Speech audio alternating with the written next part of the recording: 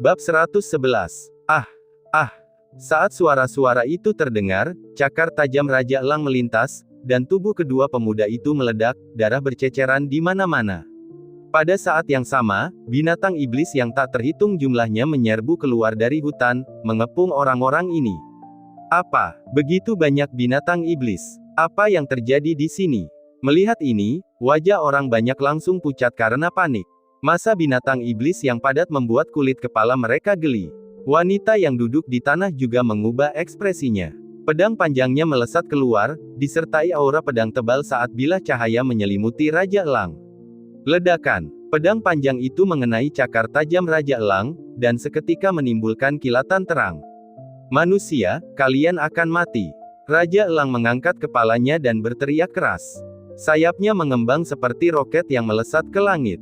Kemudian ia menukik turun dengan tiba-tiba, menyerang wanita itu dengan kecepatan yang luar biasa. Alis halus wanita itu sedikit bertautan. Pedang panjangnya menyapu, berubah menjadi ribuan sinar pedang yang menyatu menjadi satu. Sebuah pedang yang menakjubkan menusuk dari bawah langsung ke arah Raja Elang. Dalam sekejap, aura pedang yang luar biasa itu terasa menindas. Ledakan. Dua kekuatan dahsyat itu bertabrakan, seketika berubah menjadi gelombang kejut besar yang menyebar, mematahkan pohon-pohon yang tak terhitung jumlahnya hingga ke pinggang di bawah fluktuasi yang mengamuk. Tanah juga terlontar ke langit yang dipenuhi debu. Di bawah kekuatan pedang ini, Raja Elang mengeluarkan gerutuan teredam. Tubuhnya yang besar terguling ke belakang, jatuh ratusan meter jauhnya sebelum ia bisa berdiri tegak. Namun cakarnya masih terluka oleh aura pedang, dan darah merah menetes dari langit. Ketuk-ketuk-ketuk. Pada saat yang sama, wanita itu hanya mengambil beberapa langkah, kakinya yang terbuat dari batu giok mengetuk tanah. Jelas, dalam bentrokan ini, dia memiliki keuntungan mutlak. Namun, matanya yang cerah dipenuhi dengan kesungguhan. Meskipun dia berada di atas angin, murid-muridnya yang lain tumbang satu persatu di tengah gerombolan besar binatang iblis. Dalam waktu kurang dari sesaat, setengahnya sudah terjatuh. Apa sebenarnya yang terjadi di sini? Dia mengerutkan alisnya erat-erat. Biasanya ada cukup banyak binatang iblis di pegunungan ini, tetapi selama mereka menghindarinya, tidak akan ada masalah. Gerombolan sebesar ini belum pernah berkumpul sebelumnya. Dan elang yang menyerangnya sebelumnya mungkin telah mencapai alam Raja Iblis. Karakter seperti itu biasanya tidak muncul. Mengaum. Tepat saat dia tengah asyik melamun, diiringi suara gemuruh yang menggetarkan bumi, seekor macan tutul yang agung melompat keluar dari hutan. Gemuruh-gemuruh. Bumi berguncang lagi. Raja Babi menghentakkan kaki-kakinya yang berat ke tanah, lalu menyerbu maju. Dua Raja Iblis lagi. Wanita itu mengernyitkan dahinya erat-erat, mengangkat kepalanya untuk melihat Raja Elang yang terluka namun masih siap bertempur menjerit saat ia menukik turun lagi dari langit. Hampir tanpa keraguan, ketiga Raja Iblis Agung memulai badai serangan liar terhadap wanita itu. Wanita itu juga tidak mau menunjukkan kelemahannya. Meskipun seorang wanita, aura mengerikan muncul di tubuhnya saat ini, seluruh tubuhnya tampak berubah menjadi pedang tajam saat dia dengan mudah menangkis serangan tiga Raja Iblis. Tolong! Namun, teriakan kesakitan murid-muridnya semakin banyak. Meskipun wanita itu ingin menyelamatkan mereka, dia tidak bisa melarikan diri karena serangan dari tiga Raja Iblis. Akhirnya, murid terakhir terjatuh di hadapannya, mukanya berlumuran darah. Di tanah, hamparan mayat. Darah mewarnai tanah menjadi merah, dan bau darah menyelimuti seluruh hutan. Brengsek. Wajah wanita itu dingin, hatinya bergetar. Mereka semua adalah murid elit dari sektenya. Beraninya kau teralihkan saat melawan kami. Tepat saat itu, Raja Macan Tutul tertawa dingin. Cakar raksasanya, yang dipenuhi aura pembunuh, melesat maju. Ekspresi wanita itu berubah drastis. Dia mengangkat pedangnya untuk menangkis, tetapi sudah terlambat. Perut bagian bawahnya teriris oleh luka yang mengerikan, yang langsung menodai rok putihnya menjadi merah. Dia buru-buru mundur, menatap mayat-mayat di tanah dengan enggan. Dia menggigit bibir merahnya erat-erat, berubah menjadi seberkas cahaya saat dia melarikan diri dengan putus asa. Kejar dia. Ketiga Raja Iblis saling berpandangan, jelas tidak berniat melepaskannya hanya karena kecantikannya. Wanita itu masih lebih cepat dari ketiga Raja Iblis. Setelah beberapa kali mengejar, dia akhirnya berhasil lolos dari kejaran mereka. Namun situasinya masih belum optimis. Karena kehilangan banyak darah, wajah cantiknya telah berubah pucat pasi. Dia hanya bisa berjalan sempoyongan, menyeret tubuhnya yang terluka saat melarikan diri. Pada saat yang sama, dahinya yang anggun tidak pernah rileks. Sepanjang perjalanannya, dia menemukan binatang-binatang iblis di mana-mana di seluruh pegunungan, termasuk sisa-sisa aura Raja Iblis lain yang lewat. Apa sebenarnya yang terjadi di sini? Ekspresinya penuh dengan kebingungan. Sesuatu seperti ini belum pernah terjadi sebelumnya. Melihat setan kecil di dekatnya, dia bergerak seperti hantu untuk memegang kepala setan itu, dengan maksud untuk mengungkap kebenaran.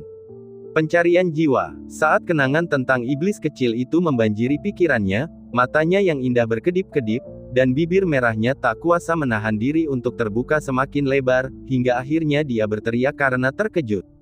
Bagaimana ini bisa terjadi? Bagaimana bisa ada seseorang yang begitu kuat? Bab 112. Tepat saat dia terkejut, perasaan krisis yang kuat menyelimuti dirinya. Lalu dia menyadari ada suara-suara gangguan yang datang dari berbagai arah di depannya. Jelas, para pengejar telah tiba. Dia langsung mengernyitkan alisnya. Matanya yang indah menatap ke arah tebing di belakangnya, dan dia mengatupkan bibir merahnya sebelum dengan enggan melompat turun. Akhirnya berhasil keluar dari tempat kumuh ini, Yi Feng berjalan malas sambil memegang seekor kura-kura di tangannya. Meskipun suhu di pegunungan tidak tinggi, tubuhnya sudah dipenuhi keringat setelah berlarian. Oh, ada kolam renang di sana. Mata Yi Feng berbinar. Ia berjalan mendekat dan menguji suhu air. Menyadari bahwa suhunya tidak dingin, ia segera menanggalkan pakaiannya dan melompat ke dalam air tanpa busana. Rasanya menyenangkan. Yi Feng membersihkan dirinya. Ia berdiri di air dengan permukaan air setinggi pinggangnya. Menghadap sinar matahari yang bersinar melalui hutan, ia menampakkan senyum puas. Ledakan. Tepat pada saat itu, sebuah bayangan tiba-tiba jatuh dari langit, menimbulkan gelombang air setinggi beberapa meter. Percikan air membasahi wajah Yi Feng, menyebabkan dia tidak dapat melihat dengan jelas. Setelah permukaan air tenang, dia melihat lagi tetapi tidak menemukan apapun. Apa-apaan itu? Yi Feng masih berdiri di dalam air, mengamati. Bahkan ketika permukaan air menjadi tenang kembali, dia tidak menemukan apapun. Mungkin hanya batu yang jatuh, pikirnya. Namun pada saat berikutnya, ia menyadari ada sesuatu yang berenang ke arah kakinya di dalam air. Tidak mungkin itu ular, kan? Wajah Yi Feng dipenuhi dengan kengerian. Saat berikutnya, seluruh tubuhnya bergetar. Benda ini sepertinya menyerang tubuh bagian bawahnya. Yi Feng panik dan ingin mundur. Tiba-tiba, tepat di depan pinggangnya, sebuah kepala muncul. Wajahnya muncul begitu saja dari air, memperlihatkan sepasang mata besar yang sedang menatapnya. Kelihatannya, seorang wanita. Yi Feng juga menundukkan kepalanya sambil menatap wajah itu dari dekat. Dia tercengang sejenak. Selama beberapa saat, mereka saling menatap dalam diam. Kau, tiba-tiba, sebuah tangan sehalus batu giok terjulur dari permukaan air dan menamparkan wajah Yi Feng. Brengsek. Setelah ditampar, Yi Feng tercengang sejenak. Tanpa berkata apa-apa lagi, dia menamparkan balik dan mengumpat, "Kau membuatku takut setengah mati, lalu memukulku." Tamparan itu juga membuat wanita itu tertegun. Wajah dingin itu langsung diselimuti aura pembunuh yang kental. Dia mengeluarkan pedang panjang, dan tubuhnya yang basah kuyup melompat keluar dari air, menusuk ke arah Yi Feng. Namun, di tengah-tengah proses mengumpulkan kekuatannya, dia menyadari bahwa tenaga dalamnya tidak mencukupi. Tersandung, dia jatuh dari udara dan mendarat di atas kepala Yi Feng. Anak seorang. Diiringi raungan Yi Feng, keduanya pun terjun ke dalam air bersama-sama.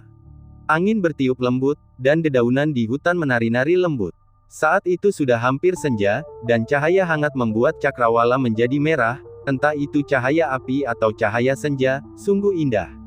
Wanita itu perlahan membuka matanya.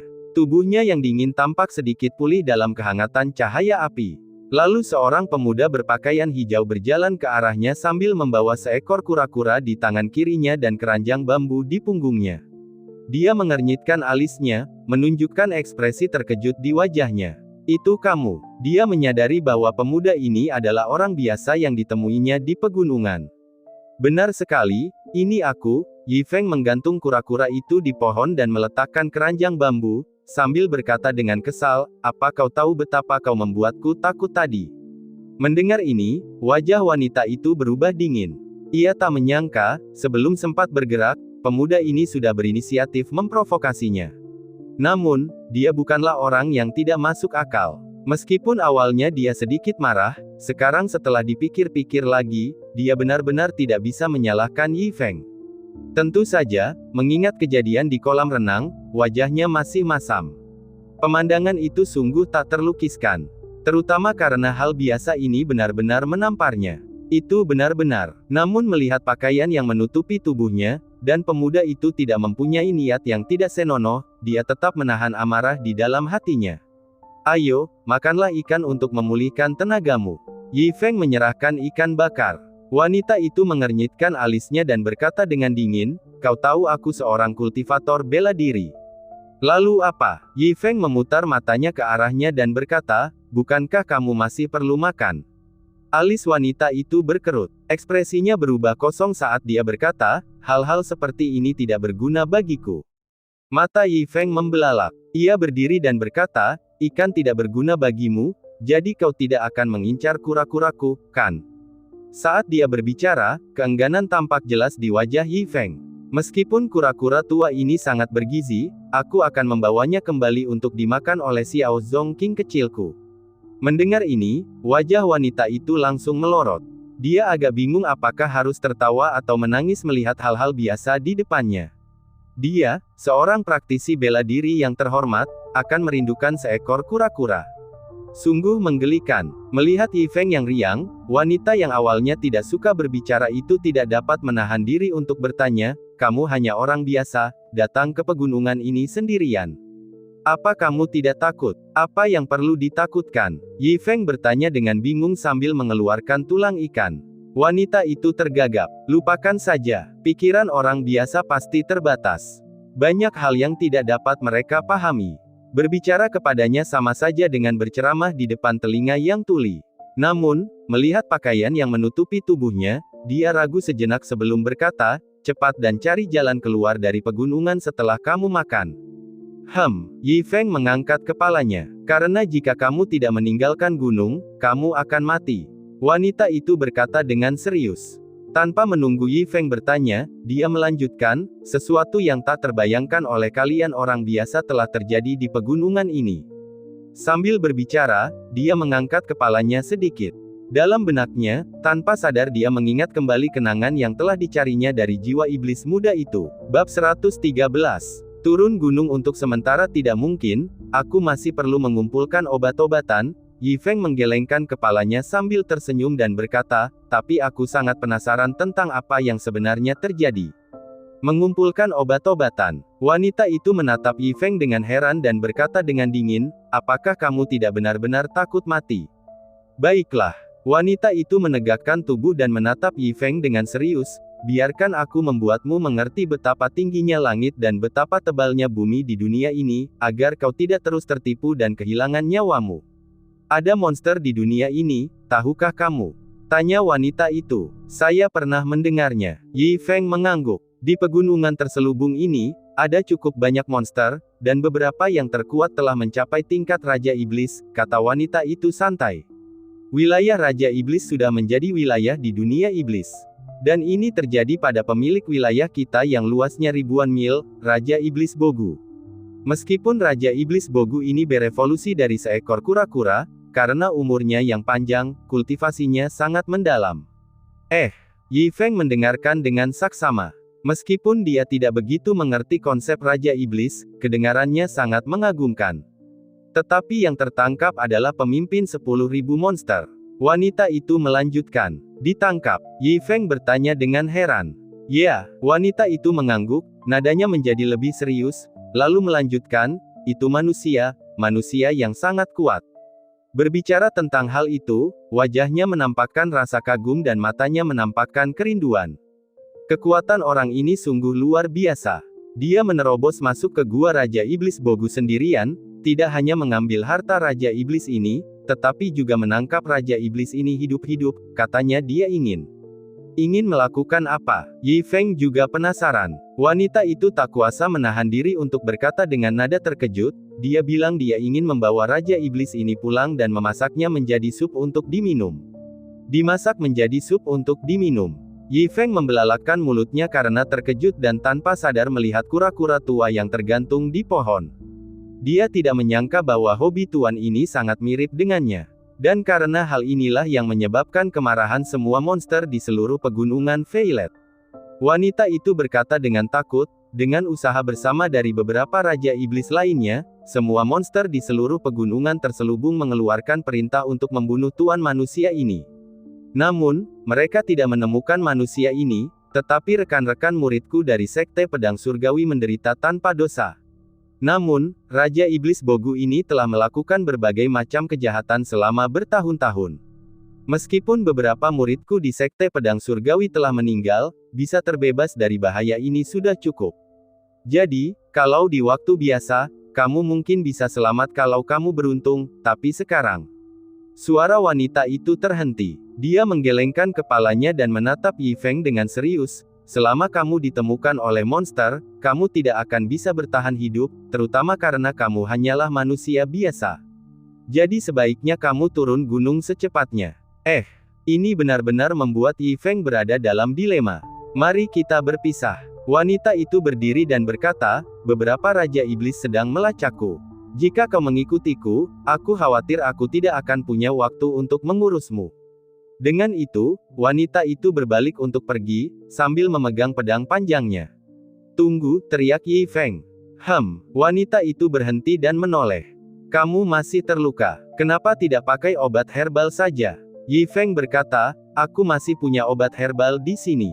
Saya menghargai kebaikan Anda, tapi, wanita itu menolak dengan terus terang, hal-hal dari Anda, orang-orang biasa, tidak ada gunanya bagi saya. Setelah berkata demikian, tubuh wanita itu berkelebat dan menghilang di dalam hutan. Setelah wanita itu pergi, Yi Feng juga merasa khawatir di sana. Namun setelah mempertimbangkan dengan saksama, gunung ini tidak tampak begitu menakutkan. Lagi pula, dia tidak menemui bahaya apapun dalam beberapa hari terakhir. Jika ada yang berbahaya, itu adalah saat seekor serigala menyerangnya beberapa hari yang lalu. Setidaknya Yi Feng berlatih bela diri dan dengan mudah membunuhnya dengan sekop. Dia juga masih perlu mencari obat untuk Zhong Qing. Jika dia tidak dapat menemukan obatnya, meskipun nyawa Zhong Qing tidak dalam bahaya setelah perawatan sebelumnya, akan ada gejala sisa yang serius. Dia tidak ingin muridnya memiliki akar penyakit di usia yang begitu muda. Dalam sekejap, 3 hari telah berlalu. Di tengah hutan, wajah pendekar pedang itu tampak serius, dengan bekas darah di sudut mulutnya. Baru saja, dia bertarung lagi, terluka oleh 2 Raja Iblis, dan tentu saja ini bukan hal yang paling mengkhawatirkan. Yang paling mengkhawatirkan adalah seluruh pegunungan telah diblokir oleh monster dan tidak ada jalan keluar. Saat dia menyeret tubuhnya yang lelah dan berpikir tentang cara untuk melarikan diri, dia tidak bisa tidak memikirkan pemuda yang ditemuinya 3 hari lalu. Dia tidak bisa menahan senyum pahit. Dia, dengan kekuatan seorang raja bela diri, bahkan tidak bisa melarikan diri, apalagi pemuda itu. Di pegunungan tempat monster merajalela hari ini, aku khawatir dia tidak akan bertahan hidup 1 malam pun. Bagaimanapun, tubuh manusia biasa, bahkan jika dia bertemu dengan iblis kecil, dia mungkin tidak bisa melarikan diri. Dan sekarang di seluruh pegunungan itu, kecuali guru misterius yang tidak diketahui keberadaannya, dia mungkin satu-satunya orang yang masih hidup. Meski menyesal, dia dan orang itu hanyalah pejalan kaki. Untuk hal-hal seperti itu, dia juga tidak berdaya. Yang tersisa hanyalah desahan penyesalan. Pada saat ini, dia sepertinya mendengar gerakan di depannya. Tubuhnya yang seperti hantu melesat pergi. Dia tiba-tiba membelalakan matanya yang tak percaya. Jubah hijau itu, tampak belakang yang sudah tidak asing lagi, sedang memegang kura-kura dan menenteng keranjang bambu kecil. Bukankah ini pemuda itu? Siapa lagi? Sepertinya, dia masih menyenandungkan sebuah lagu. Bab 114. Wajah cantik gadis itu menampakkan ekspresi terkejut yang mendalam. Selama 3 hari terakhir, dia telah berjalan dengan hati-hati dan penuh pertimbangan, tetapi masih saja bertemu dengan banyak binatang iblis, dan beberapa kali nyaris lolos dari kematian. Pada akhirnya, dengan mengandalkan kemampuannya sendiri dan sedikit keberuntungan, dia berhasil bertahan hidup. Namun, pria biasa yang membawa kura-kura ini tampaknya baik-baik saja, dan jubah hijaunya yang sederhana tetap bersih. Apakah binatang-binatang iblis di gunung ini kehilangan keunggulannya, atau menjadi buta? Atau apakah orang biasa ini terlalu beruntung? Sementara dia, cuma sesial ini saja. Tak peduli bagaimana dia memikirkannya, dia tidak dapat mengerti bagaimana Yi Feng bisa tetap tidak terluka, karena di matanya, bukan hanya orang biasa, bahkan seorang jagoan bela diri papan atas di pegunungan zaman sekarang pun hampir pasti akan mati. Penuh keraguan besar, sosoknya berkedip saat dia mengejar Yi Feng. Itu kamu. Melihat kedatangannya, Yi Feng menampakkan senyum terkejut. Tetapi gadis itu tidak berbicara, matanya yang cerah menatap ke atas dan ke bawah Yi Feng. Bahkan lebih terkejut lagi, Yi Feng sebenarnya tidak terganggu sama sekali. Setelah sekian lama, akhirnya dia menarik napas dalam-dalam, raut wajahnya tampak muram ketika berbicara, tanpa diduga, kamu, manusia biasa, masih hidup. Apa yang sedang kamu bicarakan? Mendengar ini, wajah Yi Feng langsung menjadi gelap, bukankah ini kutukan baginya untuk mati? Maaf, aku tidak bermaksud apa-apa, hanya sangat terkejut. Gadis itu menjelaskan dengan cepat, tetapi ketidakpercayaan masih terlihat di wajahnya. Baiklah, Yi Feng mengangguk acuh tak acuh.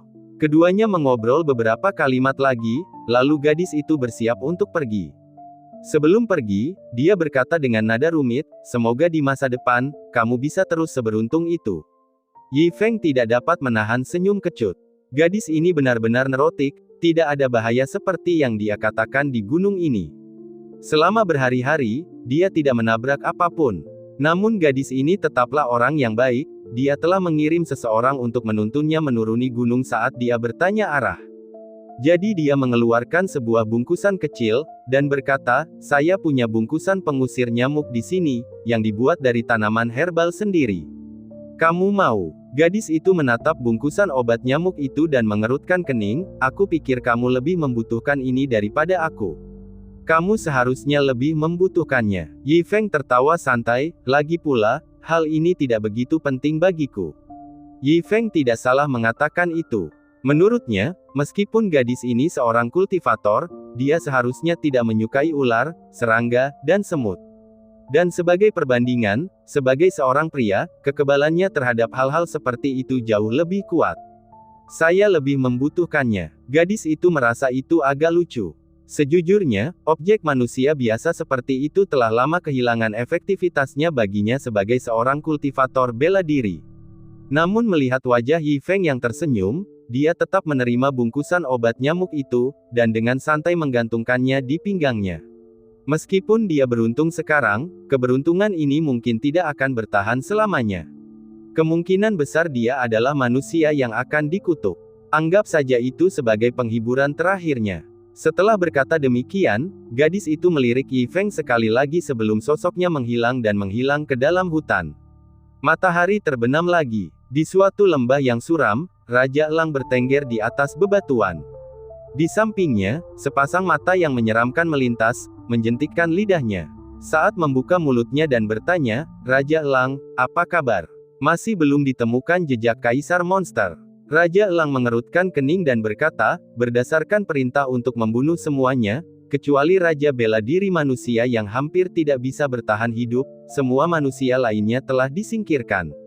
Namun, baru saja, menurut laporan para iblis kecil, seorang pemuda manusia lainnya telah ditemukan. Untuk mencegah kecelakaan, Raja Ular, silakan ikut denganku. Tentu saja untuk melayani Kaisar Monster. Saat suara itu jatuh, kedua monster itu berubah menjadi seberkas cahaya, memimpin sekelompok besar iblis menuju pegunungan. Gadis yang baru saja berpisah dengan Yi Feng beberapa waktu lalu merasakan riak-riak kuat ini menuju ke arah Yi Feng. Bersembunyi dalam bayangan, matanya yang indah menyipit. Apakah dia sudah ditemukan? Gadis itu menggertakkan giginya, ragu-ragu apakah akan kembali untuk menyelamatkan Yi Feng. Namun, setelah merasakan aura kedua Raja Monster itu, dia akhirnya mengurungkan niatnya. Karena dalam kondisinya yang terluka parah saat ini, dia tidak sebanding dengan kedua Raja Monster itu. Jika dia kembali, itu hanya akan mengakibatkan kematiannya. Semoga kehidupanmu selanjutnya tidak lagi gegabah memasuki tempat berbahaya seperti itu. Dia menghela napas dalam-dalam. Meskipun menyesal, dia juga tidak berdaya. Tubuhnya sedikit bergeser saat dia menghilang ke dalam hutan. Bab 115. Sial, meskipun tidak ada binatang iblis seperti yang dikatakan wanita itu, akhir-akhir ini memang ada banyak sekali binatang buas. Suara umpatan Yi Feng terdengar.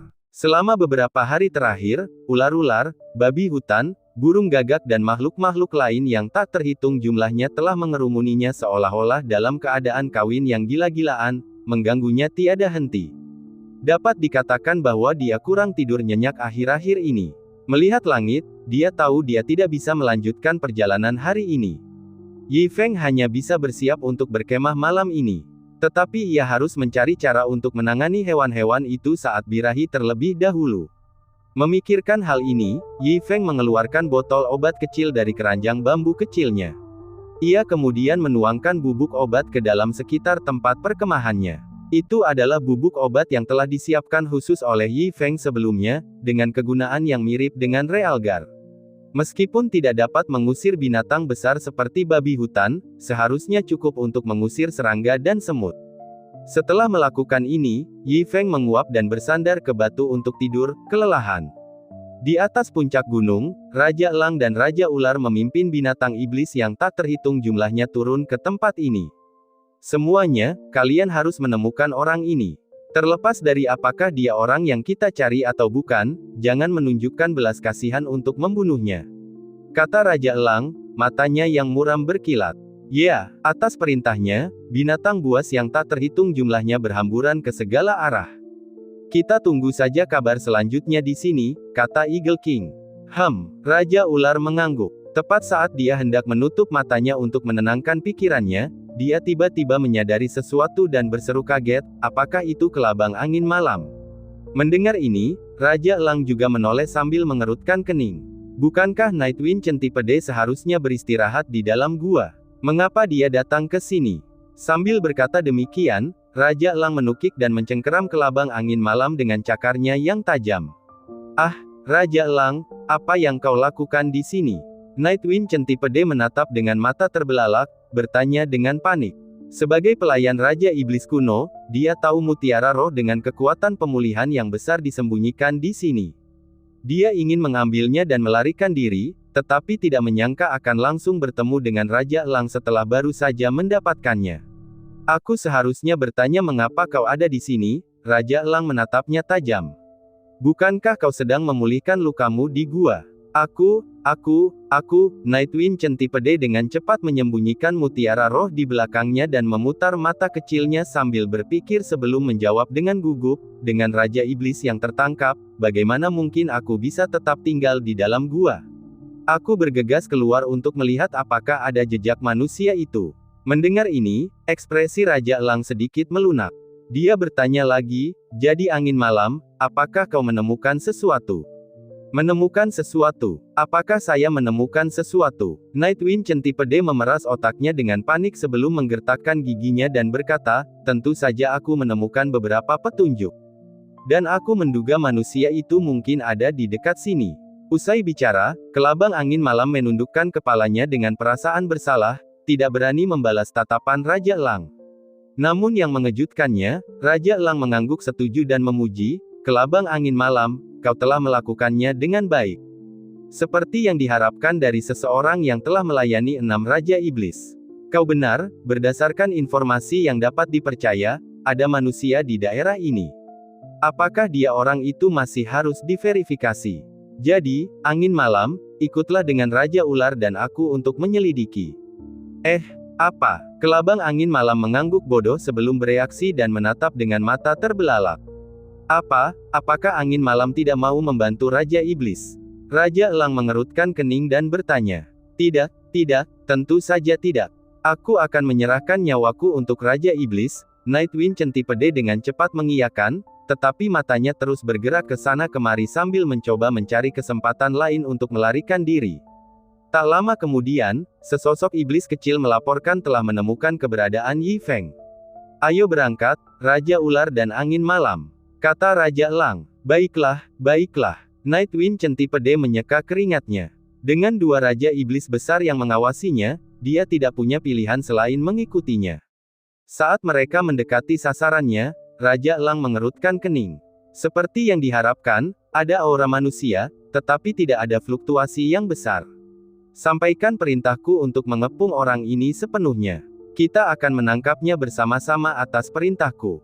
Raja Elang segera mengeluarkan perintah, jelas tidak ingin mengulangi insiden sekte pedang di mana Raja Bela Diri manusia masih belum tertangkap. Mungkin mereka telah memperoleh petunjuk tentang keberadaan Raja Iblis dari manusia ini. Para iblis dengan cepat mengelilingi Yi Feng, menatapnya dengan tatapan dingin. Tetapi Yi Feng tidak menyadari semua ini, masih tertidur lelap di atas batu. Menyerang. Atas perintah Raja Elang, puluhan iblis di sekitarnya langsung berubah menjadi garis-garis cahaya, menyelimuti Yi Feng. Dalam sekejap, mereka sampai di sekitar Yi Feng. Namun di saat berikutnya, iblis-iblis itu tiba-tiba goyah, tubuh mereka melemah sementara penglihatan mereka menjadi gelap.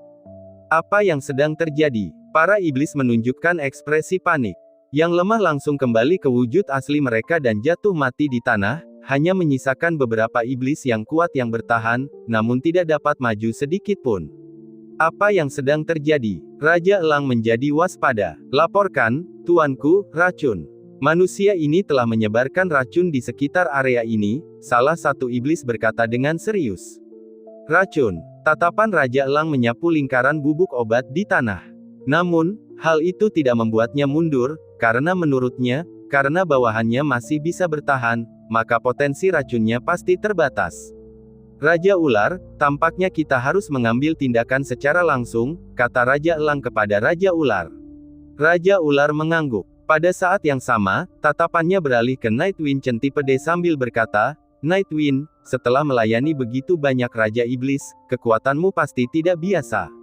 Mari kita serang bersama. Selagi dia berbicara, Raja Elang dan Raja Ular mengambil wujud binatang terkuat mereka sebagai tindakan pencegahan sebelum menukik maju. Baiklah. Nightwind Centipede mengangguk dengan enggan. Mengira itu hanya manusia biasa tanpa fluktuasi besar, seharusnya tidak ada banyak bahaya. Dia juga mengambil wujud aslinya dan mengikutinya. Tepat saat mereka hendak melancarkan aksinya, Yi Feng yang berbaring di atas batu membalikkan tubuhnya, memperlihatkan profil sampingnya. Pemandangan samping ini kebetulan muncul di mata Nightwind Centipede. Bab 116. Retakan. Pemandangan ini hampir membuat bola mata Nightwind Centipede meledak. Tenggorokannya terasa seperti ada tulang ikan yang tersangkut di dalamnya, dan pikirannya menjadi kosong. Ketakutan yang hebat muncul di hatinya. Pria inilah yang membunuh He Yu dengan sekop dan mengikat Kaisar Iblis kuno dengan tali rumput. Saat memikirkan hal ini, dia tidak punya keinginan untuk bertarung lagi, hanya ingin melarikan diri dengan selamat.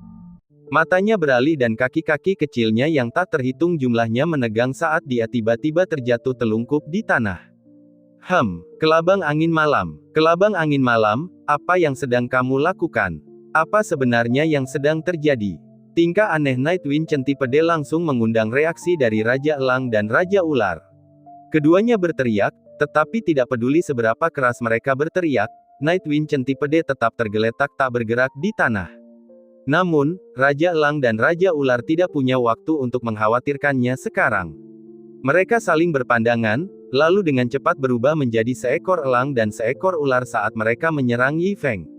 Akan tetapi, ketika mereka berada dalam jarak beberapa meter dari Yi Feng, jantung mereka berdebar kencang.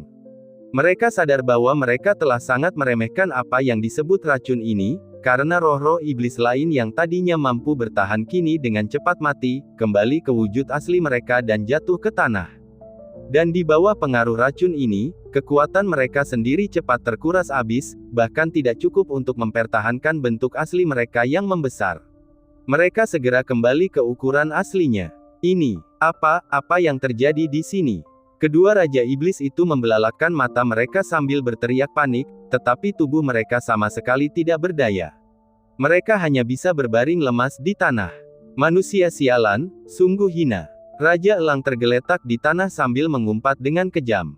Cepat, panggil bala bantuan. Raja Ular menggeliat hebat di tanah, gesekannya mengelupas kulitnya. Raja Elang tidak berani menunda. Mengumpulkan sisa tenaganya, ia memancarkan sinar cahaya dan terbang menjauh. Tepat pada saat itu, Yi Feng yang terbangun karena keributan itu, tersadar. Melihat ini, dia terkejut. Belum lama ini, bagaimana mungkin ada begitu banyak binatang buas di sekitar? Obat saya sungguh menakjubkan. Yi Feng tidak dapat menahan diri untuk memuji dirinya sendiri.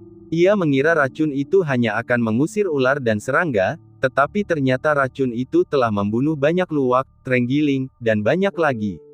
Sungguh sayang. Melihat tanah yang dipenuhi mayat, Yi Feng merasa agak menyesal. Namun, saat melihat ular itu hampir tidak bisa bertahan hidup di tanah, dia tidak bisa menahannya.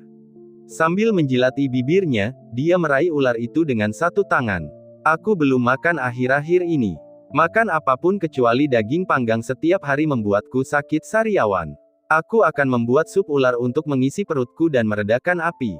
Yi Feng bergumam pada dirinya sendiri. Dia mengambil panci kecil dari tasnya, merebus air, mengiris ular itu, dan memasukkannya ke dalam panci. Ular, Raja Elang, yang menyaksikan semua kejadian itu, terbelalak melihat rekannya dibunuh dengan kejam. Gelombang kemarahan dan penghinaan yang besar muncul di hatinya. Dia berjuang, berusaha mati-matian untuk mengerahkan kekuatan dalam tubuhnya guna menghilangkan racun itu. Tepat pada saat itu, matanya tanpa sadar melirik ke bawah, dan dia begitu terkejut hingga hampir kehilangan jiwanya. Terikat pada pohon layu di tepi kolam dengan tali rumput, tak lain adalah Kaisar Iblis kuno yang telah memeras otak mereka untuk merencanakannya. Mendesis. Raja Elang tiba-tiba mengerti. Pria di hadapannya adalah orang yang telah menangkap Kaisar Iblis kuno, manusia yang penuh kebencian dan menakutkan. Dia tidak bisa menahan diri untuk tidak gemetar hebat. Pada saat yang sama, semangat juangnya lenyap sepenuhnya. Bersamaan dengan efek obatnya, kelopak matanya menjadi semakin berat. Tepat pada saat itu, sebuah suara terdengar. Masih ada elang di sini. Makan malam akan lebih nikmat malam ini. Kalimat ini menjadi pukulan terakhir yang membuat Raja Elang pingsan. Setelah tidur nyenyak, Yi Feng yang energi menyenandungkan sebuah lagu sambil mulai menyiapkan ular dan elang. Saat ia menyibukkan diri, salah satu cakar kaki Nightwind Centipede bergerak, lalu tiba-tiba berlari menjauh dari pandangan. Terlalu menakutkan. Dalam perjalanannya ke sini, kelabang angin malam masih ketakutan. Terutama saat dia mengingat keadaan menyedihkan Raja Elang dan Raja Ular, keringat dingin membasahi sekujur tubuhnya. Dia bahkan tidak punya waktu untuk memikirkan harta karun Kaisar Iblis kuno lainnya. Dia hanya ingin melarikan diri dari pegunungan ini. Namun dia belum melangkah jauh ketika sebuah suara yang menggetarkan tanah dan memekakkan telinga datang dari belakang, mendekat dengan cepat. Lebih dari 10 Raja Iblis lainnya telah menanggapi panggilan bantuan Raja Elang dan Raja Ular dan mengumpulkan semua iblis di wilayah kekuasaan Kaisar Iblis kuno, bergegas ke tempat kejadian. Melihat hal itu, jantung kelabang angin malam berdebar kencang dan keringat dingin pun mengalir deras padanya. Kalau mereka tahu Raja Ular dan Raja Elang mati saat dia melarikan diri, bukankah itu berarti? Dia memutar matanya. Sambil menggertakkan giginya dengan kejam, dia melepaskan dua kakinya. Setelah ragu sejenak, dia menepis yang lain, sambil menggeliat lemah di tanah. Raja Macan Tutul, yang memimpin Raja-Raja Iblis kelas 1 lainnya, kini melihat kelabang angin malam berjuang merangkak di tanah. Mereka segera datang dan bertanya dengan sungguh-sungguh, "Roh Iblis Angin Malam, apa yang terjadi padamu?" Kelabang angin malam mengibaskan ekornya, memotong perkataan Raja Macan Tutul. Di bawah tatapan mata yang tak terhitung jumlahnya, dia tampak menggunakan sisa tenaganya untuk memaksakan diri berkata, jangan bertanya terlalu banyak. Periksa, cepat. Bab 117. Perkataan kelabang angin malam mengejutkan semua monster yang hadir. Apa sebenarnya yang terjadi? Tanya Raja Macan Tutul dengan serius. Aduh. Nightwind Centipede mendesah pelan, mengangkat kepalanya sedikit, tampak tenggelam dalam pertempuran sengit yang baru saja terjadi. Tepat di depan sungai, Raja Elang, Raja Ular, dan aku menemukan jejak orang itu. Kami bertiga kemudian bergabung untuk melawannya. Akibatnya, Raja Elang dan Raja Ular tewas di tempat, sementara aku, yang terluka parah, tahu bahwa aku bukan tandingannya.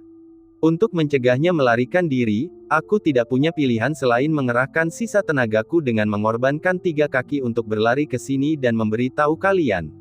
Setelah dia selesai berbicara, semua monster yang hadir memandang Nightwind Centipede dengan penuh hormat. Pertarungan itu pastilah amat sengit. Bahkan Raja Elang dan Raja Ular telah mati. Kelabang angin malam pasti telah membayar harga yang sangat mahal hanya untuk dapat berlari ke sini dan mengirim kabar. Kelabang angin malam, sungguh beruntung wilayah kita memiliki monster yang setia dan berbakti sepertimu. Raja Macan Tutul berkata dengan sungguh-sungguh, istirahatlah dengan baik. Serahkan sisanya pada kami. Kami akan menyelamatkan Kaisar Monster dan membalaskan dendam Raja Elang dan Raja Ular. Perkataan Raja Macan Tutul disambut dengan persetujuan bulat dari para monster. Tidak, tidak, tidak. Sejujurnya, aku benar-benar malu. Melihat Kaisar Monster ditangkap dan Raja Elang serta Raja Ular mati dengan gagah berani sementara aku tidak berdaya melakukan apapun, aku pantas mati. Nightwind Centipede menundukkan kepalanya, penuh rasa bersalah. Kelabang angin malam, apa yang kau katakan? Kau, Raja Elang dan Raja Ular telah melakukan begitu banyak hal untuk wilayah kita. Raja Babi segera menambahkan, orang itu bahkan mampu mengalahkan Kaisar Monster seorang diri. Kau masih mampu melukainya dengan parah. Itu sudah lebih dari cukup. Benar sekali, kita sudah berutang terlalu banyak pada wilayah lain. Dengan ini, kita sama sekali tidak membutuhkan Kaisar Monster dari wilayah lain untuk bergerak. Jadi kalian bertiga adalah penyumbang terbesar wilayah kami. Serahkan sisanya pada kami mulai sekarang. Semuanya, dengarkan baik-baik. Pria itu sudah terluka parah. Seranglah dengan sekuat tenaga untuk menyelamatkan Kaisar Monster dan membalaskan dendam Raja Elang dan Raja Ular. Setelah suara itu mereda, monster-monster itu menjadi bersemangat, moral mereka lebih tinggi dari sebelumnya. Mereka dengan cepat berangkat menuju Yi Feng dengan kecepatan penuh. Setelah Raja Macan Tutul dan yang lainnya pergi, kelabang angin malam, yang sebelumnya berada di ambang kematian, tiba-tiba meledak dengan kecepatan yang belum pernah terjadi sebelumnya. Dalam sekejap mata, dia menghilang tanpa jejak. Bunga jalan awan ini sungguh tidak mudah ditemukan. Yi Feng minum sup ular dan makan daging elang sambil memandangi deretan pegunungan yang tak berujung, sambil mendesah dalam hati. Setelah makan sampai kenyang, dan melihat langit belum gelap, dia memutuskan untuk mencari di pegunungan terdekat lagi. Bagaimanapun, dia punya waktu, tetapi Kinger mungkin tidak bisa menunggu selama itu. Jadi Yi Feng mengambil cangkul besi kecilnya dan bersiap berangkat. Ia baru saja melangkah 2 langkah ketika ia menimbang kura-kura tua itu di tangannya. Sambil berbalik, ia menggantungnya di pohon. Lagi pula, menggendong kura-kura tua seberat beberapa jin ini sepanjang waktu melelahkan. Menggantungnya di pohon untuk sementara tidak masalah karena dia akan kembali saat malam tiba, dan toh tidak ada yang akan mengambilnya. Apa yang terjadi di sini? Di dalam hutan, wanita dari Sekte Pedang itu terkesima saat melihat semua binatang iblis di pegunungan sekitarnya berkumpul ke satu arah. Arah itu tepatnya adalah tempat yang dia datangi sebelumnya. Disitulah Yi Feng saat ini berada. Meskipun aku tidak tahu mengapa binatang-binatang iblis ini bereaksi seperti ini, sepertinya keberuntunganmu mungkin sudah habis kali ini. Wanita itu mendesah pelan. Namun, dia tidak berdaya melakukan apapun. Bagaimanapun, setiap orang memiliki nasibnya sendiri, dan tidak ada seorang pun yang bisa terus beruntung selamanya. Untungnya, semua binatang iblis yang lebih kuat di atas tingkat roh iblis telah berkumpul ke arah itu, membuatnya merasa sangat rileks. Tetap saja, sebaiknya aku menunggu sampai orang-orang dari sekte tiba sebelum pergi. Wanita itu merenung sejenak. Awalnya dia berniat untuk pergi, tetapi dia telah diam-diam memberi tahu sekte tentang kejadian di sini kemarin. Mengingat statusnya, tidak mungkin Sekte Pedang tidak akan mengirim orang. Meski sekarang adalah kesempatan yang tepat baginya untuk meninggalkan pegunungan, demi amannya, dia memutuskan untuk menunggu sampai orang-orang Sekte Pedang tiba. Pada saat ini, Raja Macan Tutul dan iblis kuat lainnya akhirnya tiba di sungai. Akan tetapi, setelah mencapai sungai, selain bulu elang yang berserakan dan mayat para iblis sebelumnya, mereka tidak dapat menemukan jejak Yi Feng. Di mana dia? Raja Macan Tutul berteriak keras. Para iblis lainnya juga mengamati sekeliling mereka dengan tajam, tidak ingin terburu-buru ke sini tanpa hasil. Itu akan membuang-buang kecerdasan Nightwind Chen tipe D yang diperoleh dengan mengorbankan 3 kakinya. Lihat di sana, saat mereka tidak dapat menemukan Yi Feng, Raja Babi tiba-tiba berteriak. Mendengar ini, semua setan mengalihkan pandangan mereka. Di samping batu besar di tepi sungai, tergantung di pohon dengan tali rumput, bukankah itu kaisar monster yang selama ini mereka cari dengan putus asa? Melihat kaisar monster yang terhormat tergantung di pohon seperti ini, mata para iblis hampir terbelalak karena marah. Dengarkan perintahku, selamatkan kaisar monster. Bab 118. Hari mulai gelap. Yi Feng berputar mengelilingi hutan di sekitarnya, tetapi tetap tidak dapat menemukan jejak Yun Lu Hua. Melihat langit yang semakin gelap, dia hanya bisa bergegas kembali ke perkemahan tanpa daya. Apa-apaan. Tetapi ketika dia baru saja berjalan kembali ke kamp dan mengangkat kepalanya, dia langsung tertegun. Pada saat itu, di sekitar perkemahannya, bangkai berbagai binatang buas berserakan di mana-mana, termasuk macan tutul, babi hutan, serigala, dan segala jenis binatang. Mustahil. Aku tidak mungkin membuat racun super, bukan. Aku hanya mencoba membuat orpimen. Melihat kondisi kematian hewan-hewan itu, dan mengingat ular dan elang yang sebelumnya mati, Yi Feng menduga bahwa kemungkinan penyebab kematian hewan-hewan itu adalah bubuk obat yang ditaburkannya. Ini adalah dosa. Yi Feng tak kuasa menahan diri untuk tidak menggerakkan bibirnya. Ia buru-buru membuang botol obat di tangannya, takut dirinya sendiri akan diracuni, lalu membersihkan bubuk putih di tanah dengan air sebelum merasa cukup aman untuk kembali ke perkemahannya. Namun karunia tak terduga dari hewan buruan liar ini adalah suguhan yang langka. Meskipun Yi Feng merasa cukup bersalah karena secara tidak sengaja membunuh begitu banyak binatang liar, ketika dia memikirkan daging mereka, dia tidak dapat menahan air liurnya. Kita harus memahami bahwa di dunia ini, makanan lezat sangat sulit ditemukan. Ambil contoh para praktisi bela diri. Pikiran mereka sepenuhnya terfokus pada kultivasi, dan mereka tidak memiliki keinginan besar untuk makan. Sedangkan untuk golongan orang biasa lainnya, mereka hanya memikirkan bagaimana mencari nafkah. Mereka juga tidak akan terlalu memikirkan makan mereka. Sekadar bisa mengisi perut saja sudah cukup, beberapa bahkan mungkin tidak tahu apa yang harus dilakukan dengan kaki babi jika Anda memberi mereka satu. Oleh karena itu, makanan sangat mahal di dunia ini. Itulah sebabnya semangkuk mie sapi harganya 1 koin emas. Jadi di matanya sekarang, bangkai-bangkai binatang ini bagaikan sepiring kaki babi panggang, salad daging macan tutul dingin, daging serigala panggang utuh. Meski idenya bagus, membawa semua ini menuruni gunung akan menjadi masalah. Sialan, mengawasi gunung emas. Persetan. Yi Feng mengumpat dan duduk kembali di lempengan batu, merasa bosan. Dia mengeluarkan gitar kayu itu dan mencari sesuatu untuk dilakukan. Sebaiknya buang-buang waktu saja. Telapak tangan Yi Feng memetik senar dengan lembut dan suara gitar yang merdu menyebar ke seluruh hutan. Pada saat itu, pemberitahuan sistem yang familiar terdengar di benak Yi Feng. Ding! Selamat tuan rumah, Anda telah mengaktifkan misi baru. Oh! Yi Feng tiba-tiba berdiri, matanya dipenuhi antisipasi, berharap sistem akan menunjukkan sedikit kesadaran dan memberinya sesuatu yang dapat membantunya menjadi seorang kultivator, atau paling tidak, membuatnya menjadi master di dunia yang berbeda ini. Konten misi, berlatih sitar, catur, kaligrafi, dan melukis hingga mencapai level setara dengan para dewa. Hadiah, tunggangan, persetan dengan ibumu. Setelah mendengar suara sistem, harapan Yi Feng pupus sekali lagi. Dia langsung mengumpat keras-keras. Ia pikir itu akan menjadi sesuatu yang baik, tetapi pada akhirnya itu hanya tugas-tugas yang tidak berguna dan tidak berguna. Akan menjadi hal yang lain jika mereka sedikit saja berguna. Ambil contoh tugas melubangi besi.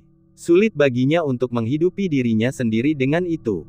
Bahkan ketika ia akhirnya menjadi kaya, itu karena ia mengandalkan pengetahuan modernnya sendiri sebagai transmigrator untuk menulis buku dan menghasilkan uang, dan tidak ada hubungannya dengan sistem yang buruk ini.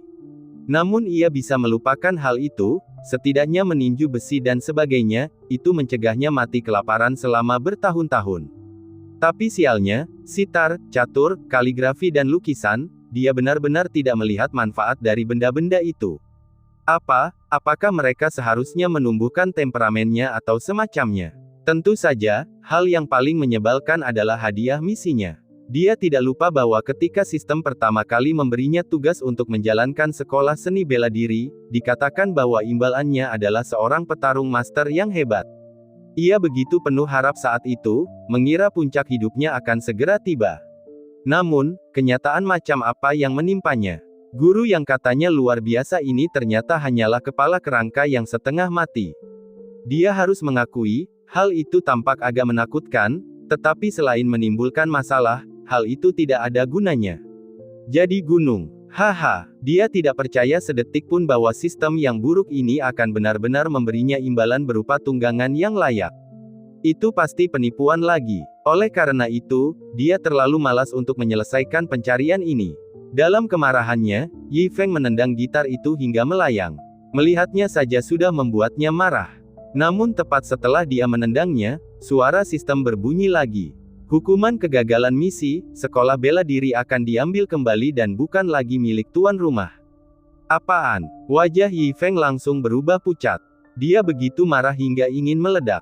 Meskipun keterampilan itu tidak berguna, sekolah bela diri adalah tempat berlindungnya yang aman. Bahkan sekarang setelah ia memiliki uang dan dapat dengan mudah membeli rumah lain, perasaan dan rasa memiliki yang dibangun selama bertahun-tahun tidak dapat dibeli. Kau kejam. Sambil mengumpat pelan, Yi Feng mengambil gitarnya lagi dan dengan marah memetik lagu East Wind Breaks. Bab 119. Siapa yang memainkan pipa dan membawakan lagu tentang angin timur yang bertiup? Sembari bernyanyi dan memetik gitarnya pelan, Yi Feng menyenandungkan lagu-lagu klasik dari kehidupan masa lalunya di permukaan untuk mengusir rasa tidak enak di hatinya, tetapi pada kenyataannya, dia telah takluk pada kekuatan cabul sistem itu. Jika sesuatu yang tidak terduga terjadi pada Ren Hao, keluarga Li Ku tidak akan pernah menyerahkan masalah ini kepada sekte pedangmu. Pada saat ini, disertai dengan aura yang kuat, dua sinar cahaya melesat menuju pegunungan. Mendengar ini, ekspresi Sumo Zhu menjadi jelek. Dia hanya datang ke pegunungan untuk menyelesaikan tugas kecil, namun dia tidak menyangka muridnya Li Renhao akan menghadapi kejadian aneh seperti itu. Dan secara kebetulan, bibi Li Renhao, Li Jiaxin datang ke sekte pedang untuk mengunjungi Li Renhao, yang menyebabkan situasi ini. Meskipun Li Jiaxin berbicara seperti ini, Sumo Zhu sama sekali tidak menunjukkan rasa kesal. Bagaimanapun, keluarga Li adalah salah satu dari 3 klan paling bergengsi di seluruh Sa Selatan. Namun, Ren Hao mengatakan bahwa ada banyak sekali binatang iblis di pegunungan ini, tetapi di sepanjang jalan ke sini, kecuali beberapa iblis kecil, yang terkuat hanyalah kelabang di tangannya. Sambil mengamati sekelilingnya, Li Jiaxin melanjutkan, kelabang itu cukup lucu, melihat kita, dia benar-benar berpura-pura mati. Baiklah, membawanya kembali dapat dianggap mendapatkan bahan obat yang sangat berharga. Ya, untungnya kejadian seperti ini bisa dianggap hal baik bagi Ren Hao. Sumo Zhu menghela napas dan berkata, jelas sama sekali tidak tertarik pada kelabang itu, hanya dengan penuh perhatian di dalam hatinya. Li Renhao bukan hanya muridnya dan kakak perempuan senior dari sekte pedang, tetapi juga dari keluarga Li, jadi tidak ada kecelakaan yang bisa terjadi padanya sama sekali. Semoga saja begitu. Keduanya terbang ke depan sambil mengamati situasi di bawah pegunungan. Yaitu, pada saat ini, Li Jiaxin yang sedang terbang tiba-tiba melambat, dan akhirnya berhenti total di udara. Mendengar ini, Sumo Zhu juga menoleh, dan tidak bisa menahan diri untuk tidak membelalakkan matanya. Bahkan dengan keadaan pikirannya, dia tidak bisa menahan diri untuk tidak tergagap karena terkejut. Itu lebih dari 100 roh iblis dan lebih dari 10 mayat Raja Iblis. Benar, Li Jiaxin pun mengangguk berat dengan ekspresi serius, dan tanpa sadar tak bisa menahan diri untuk tidak terkesiap. Prestasi seperti itu sungguh mengerikan. Lagi pula, jika kekuatan semacam itu dikumpulkan, bahkan dia sebagai seorang kaisar bela diri akan kesulitan menghadapinya. Lagi pula, binatang iblis selalu bersatu. Jadi, bukankah melakukan tindakan seperti itu sama saja seperti mengaduk sarang tawon? Dia bertanya pada dirinya sendiri, mungkin dia juga memiliki kemampuan untuk membunuh begitu banyak roh iblis dan raja iblis, tetapi dia jelas tidak memiliki keberanian untuk melakukannya. Tidak heran semua raja iblis dan roh iblis di gunung ini telah pergi, ternyata mereka semua mati di sini. Sumo Zhu tersadar dan berkata dengan heran, siapa yang bisa memiliki kemampuan hebat seperti ini?